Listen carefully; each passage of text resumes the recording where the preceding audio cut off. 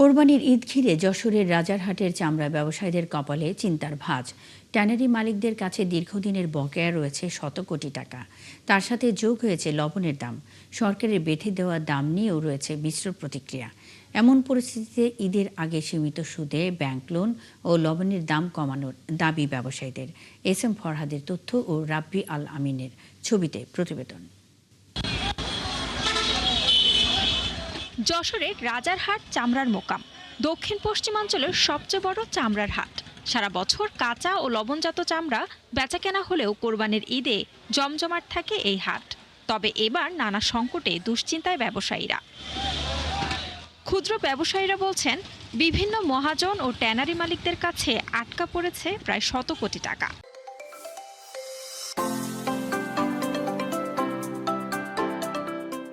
এর মধ্যে এবার সরকারের বেঁধে দেয়া চামড়ার দাম নিয়েও রয়েছে মিশ্র প্রতিক্রিয়া। লবণ তো হঠাৎ করে লবণের দাম বেড়ে গেল।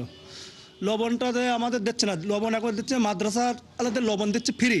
এটা যদি চামড়ার ব্যবসায়ী আলাদা লাইসেন্সধারী কিছু চামড়ার ব্যবসায়ী যদি লবণটা ফ্রি দিত তাহলে কিছুটা আমাদের সাশ্রয় হতো। গভর্নমেন্ট যে রেট দেছে ওই রেটে যদি চামড়া প্রতিটা ট্যানারি মালিক কেনে তাহলে চামড়ার বাজার বাড়তে যাবে। ট্যানারি ওয়ালারা আমাদের জন্য ওই সরকারি রেটে চামড়াটা কেনে, কিন্তু এরা না কিনে এরা আমাদেরকে কম দাম দেওয়ার চেষ্টা করে। যদি সরকারি রেটে করে তার জন্য আমরা অনেক উপকার হব। মাঠ পর্যায়ে সরকার নির্ধারিত দামে চামড়া সংগ্রহ ও সংরক্ষণ করা কঠিন হয়ে পড়ছে। তাই ব্যবসা টিকিয়ে রাখতে স্বল্প সুদে ব্যাংক ঋণের দাবি জানিয়েছেন ব্যবসায়ী নেতারা। এই চামড়া নির্ধারণ করার পর বাইরেতে বাইরেরা যখন আসে তখন ওরা প্রশ্ন করে কি মিয়া আপনাদের সরকার এই রেট দেয়, আমরা এত বেশি রেট দেব কেন?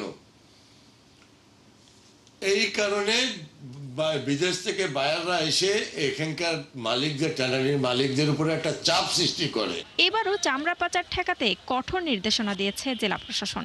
সীমান্ত এলাকায় নজরদারি বাড়ানোর পাশাপাশি চামড়া সংরক্ষণে মাদ্রাসাগুলোতে লবণ বিতরণ করা হবে। একটা বিষয়ে সতর্ক থাকতে হবে যে যাতে চামড়া পাচার না হয়ে যায়।